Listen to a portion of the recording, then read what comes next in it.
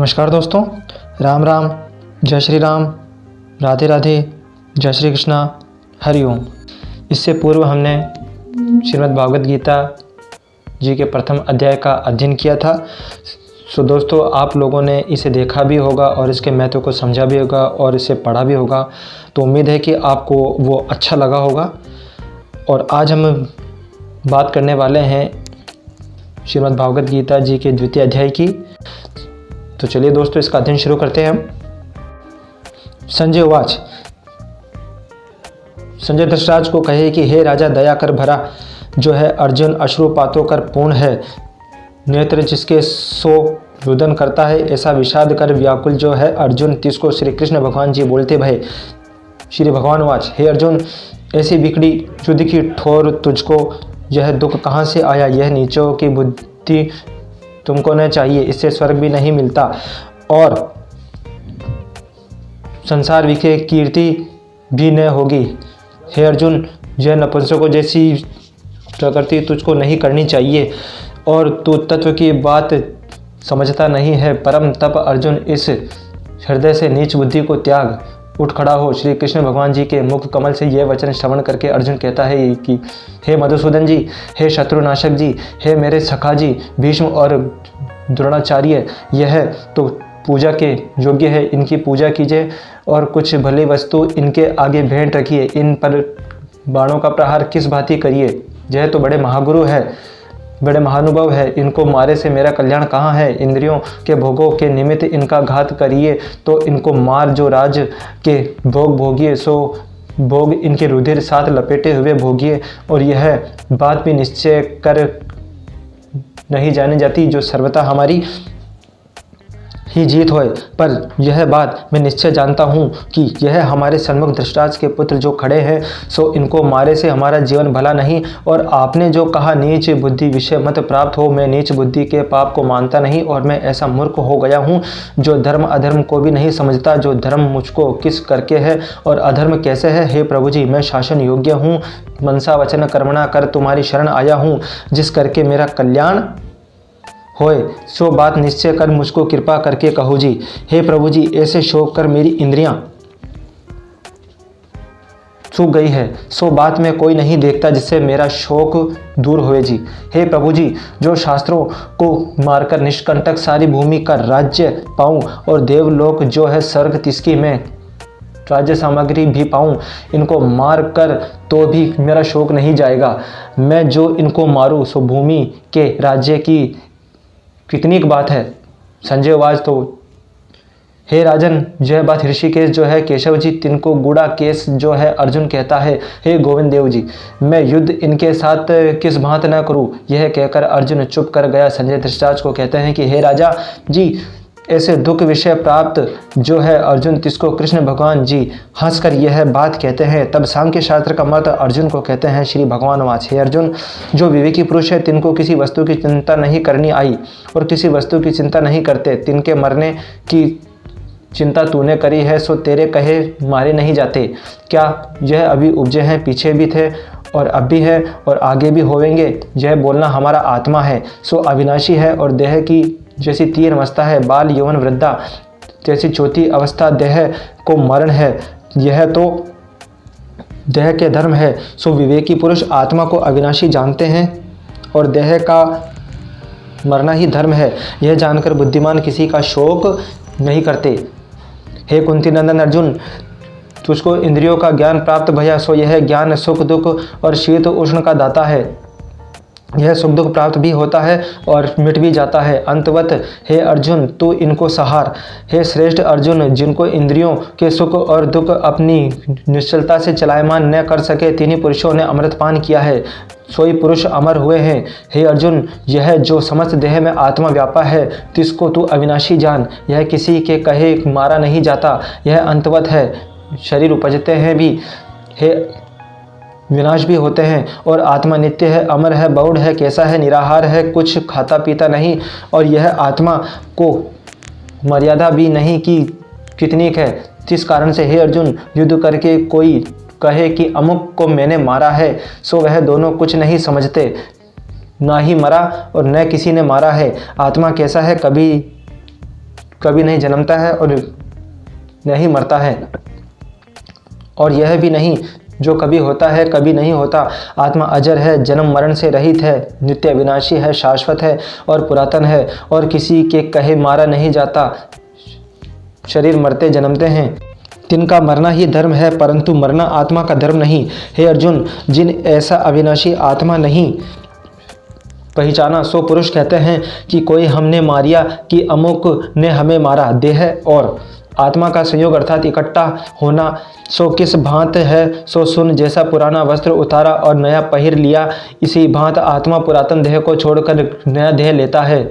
बहुड़ आत्मा कैसा है, शास्त्रों कर काटा नहीं जाता, अग्नि विषय जलाया नहीं जाता, और जल विषय डूबता नहीं, और पावन कर सूखता नहीं। आत्मा छेदने काटने से रहित है, जलने से रहित है, डूबने से रहित है, सूखने से रहित है, अविनाशी है, सर्वव्यापी है, सर्वदेही में भरिया है।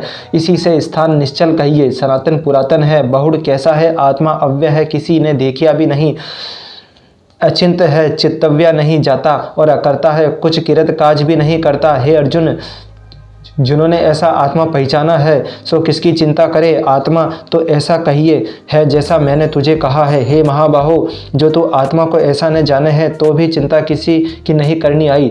जो जन्मया है सो निश्चय कर मरे जा मरे है, तिनका निश्चय कर जन्म है। इस भांत समझकर चिंता नहीं करना आई।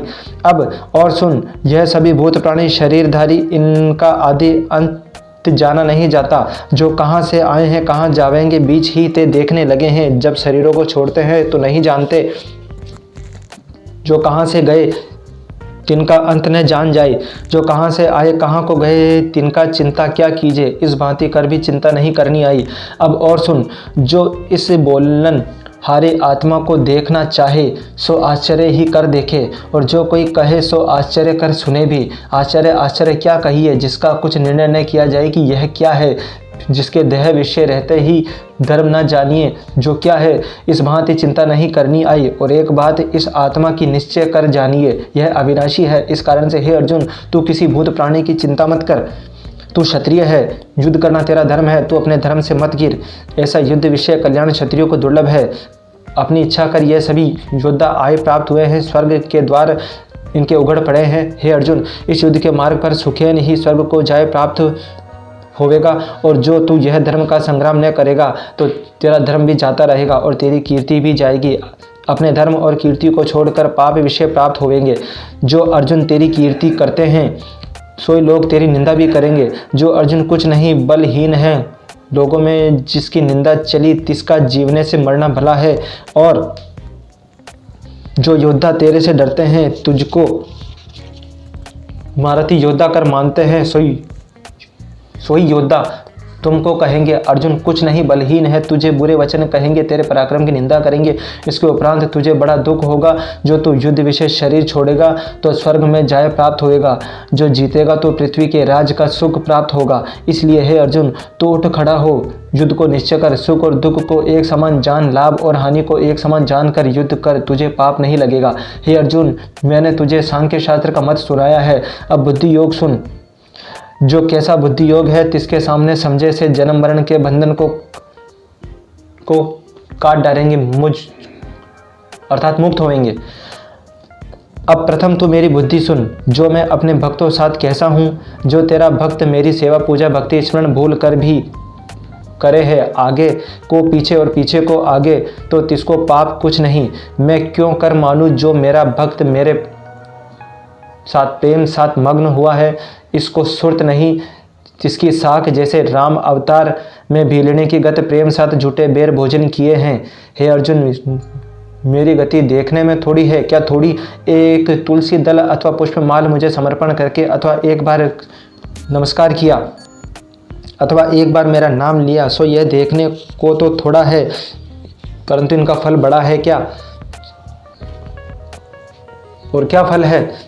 जन्म मरण के दुख को काटकर मेरे अविनाशी पद विषय लय होता है। यह जो भक्तों साथ मेरी प्रीति है सो कही है, और भक्ति का फल भी कहा है। अब जैसी मेरे साथ मेरे भक्तों की बुद्धि है सो सुन। मेरे भक्तों की केवल एक मेरे चरण कमलों की सेवा साथ प्रीति है। मुझ बिना किसी और दूसरे को नहीं मानते और मेरे बिना कुछ मुख से और कहते भी नहीं और न सुनते ही हैं। केवल दृढ़ निश्चय है और जिनका निश्चय मेरे साथ नहीं तिन की बात सुन, उनकी मत अनेक और भ्रमरती फिरे है। जिस और किसे लगाई तिस और लगी है और बहुड़ कैसे है जिनका निश्चय मेरे साथ नहीं। माटी माटी बाणी कर श्लोकों को पढ़ लोगों को सुनाते हैं और देवताओं की भक्ति उपदेश करे हैं। अंधे मूर्ख अपने आप को पंडित कहते हैं। हे अर्जुन, वेद के वाद कर आप भी मोहे हुए हैं और लोगों को भी मोहित करते हैं। फिर कैसे हैं इंद्रियों के भोगों में जिनकी कामना है, उन्होंने स्वर्ग को ही परम पद समझा है, सो स्वर्ग जाके गिर पड़ते हैं। सो वह अनिश्चित बुद्धि जिनका निश्चय मेरे साथ नहीं है, सो वही कर्म करते हैं जिनके किए से बारंबार संसार में जन्म मरण होवे और जिनके करने से कष्ट होवे और जिस कर्म का तुच्छ फल होवे। स्वर्ग किए फिर गिर पड़े, ऐसे जो बुद्धिहीन है तिन की कामना इंद्रियों के भोगों में और संसार में अपनी प्रभुता चाहते हैं। इन बातों कर बुद्धि अंध भई है, जिनकी तिनकी बुद्धि का निश्चय मेरे में लगता नहीं और निश्चय मेरे विषय लागे बिना परम सुख जो है समाधि परम कल्याण जो कभी नहीं पाते। अब अर्जुन वेद का वृतांत सुन। वेद की बुद्धि भी तीनों गुणों विषय है, तो इन तीनों गुणों से अतीत है। कैसा है जहाँ न शीत हो न उष्ण हो न ही जन्म मरण हो, ऐसा जो आत्मा सत्य स्वरूप और नित्य है, तो उसके साथ जुड़। आत्मा सुख और इंद्रियों के भोगों का सुख, इनमें बड़ा भेद है। तिनका दृष्टांत सुन। जैसे जल का पात्र, कुआं, तालाब, टोबा, नदी, इनके विषय एक ही कार्य होए।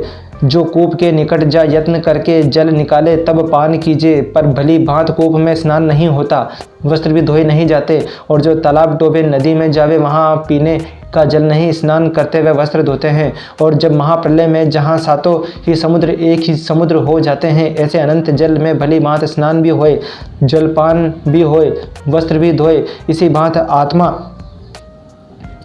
ब्रह्म साथ जुड़ अनंत सुख पावे है। इस सुख को मेरे उपासक जो हैं ब्रह्म, नारद, तपस्वा सब जानते हैं। तिस कारण हे अर्जुन, ऐसा जो आत्मा का सुख है तिस साथ जुड़। तेरा जो क्षत्रिय धर्म है सो कर, फल कुछ वांछ नहीं। हार जीत एक समान जानकर युद्ध कर, हर्ष शोक से रहित हो, इसका नाम समता योग कहिए। हे अर्जुन, ऐसे युद्ध योग साथ जुड़कर पाप पुण्य दोनों को काट डार और बुद्धि योग कर आत्मा साथ जुड़, इसका नाम कल्याण योग कहिए। ऐसे जो विवेकी पुरुष है सो फल किसी बात का नहीं वांछते, मेरे साथ जुड़ते हैं। जो कुछ फल वांछते हैं सो नीचमती है।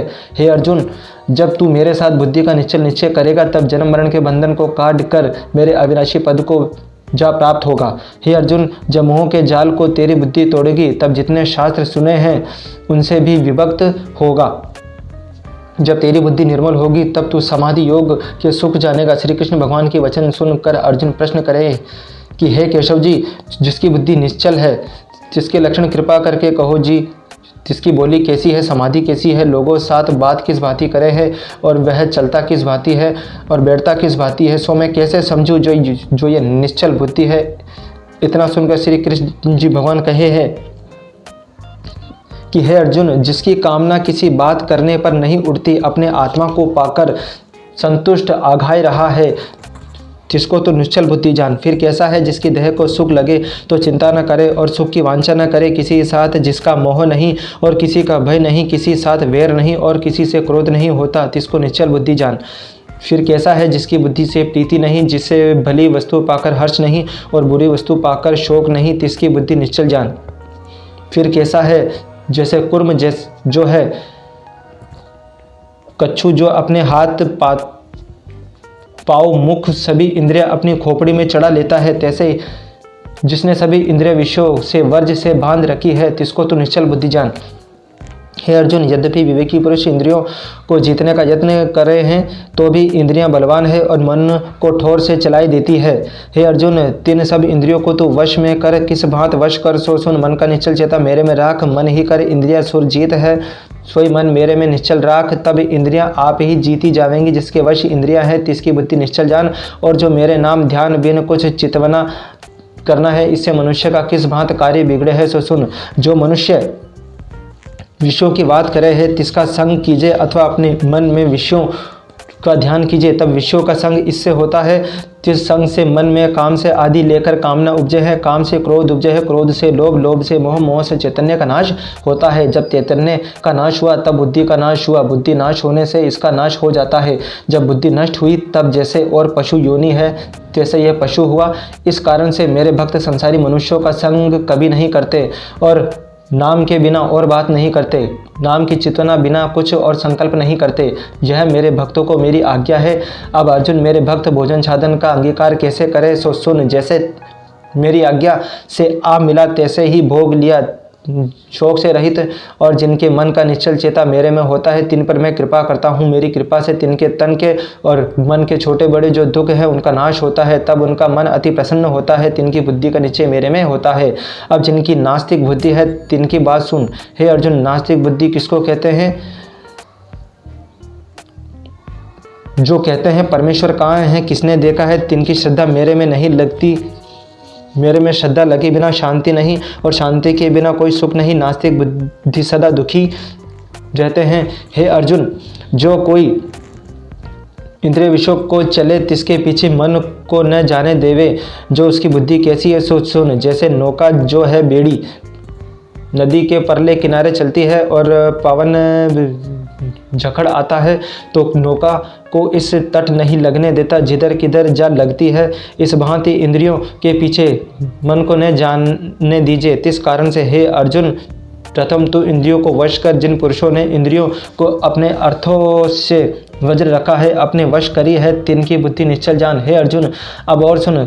मेरे स्मरण भजना ही वार्ता का स्वाद, जो तिसके संसारी मनुष्यों को सुरत नहीं। तिनके बहाने मेरा भजन रात है और मेरी ओर से सो रहे हैं और संसार के विषयों में सावधान है। तिनको यह दिन होते हैं जिसमें मनुष्य जागते हैं और संयमी जो मेरे भक्त हैं सो तिस और सो रहे हैं। तिनके बहाने संसार की बात रात्रि है और मेरे भक्त हैं मेरे भजन में जागते हैं, सावधान है। मेरा जो पूर्ण भक्त है उसके लक्षण सुन। जैसे समुद्र अपने जल से पूर्ण और निश्चल है तैसे ही मेरा भक्त पूर्ण और निश्चल चाहिए। वह कैसा है? जिसकी कामना मेरे भजन बिना किसी बात को नहीं चाहती, ऐसा जो निष्प्रह है और अवांछी निरहंकार ममता से रहित शांति पद में लीन है और शांति उसमें लीन है। हे अर्जुन, यह मैंने तुझको ब्रह्म स्थिति कही है। जो ब्रह्म में है तिसका यह स्थित स्वभाव है। जिसको यह स्थित स्वभाव प्राप्त हुआ है सो फिर माया के मोह से कभी नहीं मोहा जाता। क्यों नहीं मोहता सो सुन। वह माया के पार निर्वाण ब्रह्म पद में जा प्राप्त होता है। इति श्री भागवत गीता उपनिषद ब्रह्म विद्या योग शास्त्र श्री कृष्ण अर्जुन संवाद सांख्य योग नाम द्वितीय अध्याय। सो दोस्तों, आज हमारा प्राचीन ज्ञान श्रीमद् भागवत गीता जी का दूसरा अध्याय यहाँ समाप्त होता है।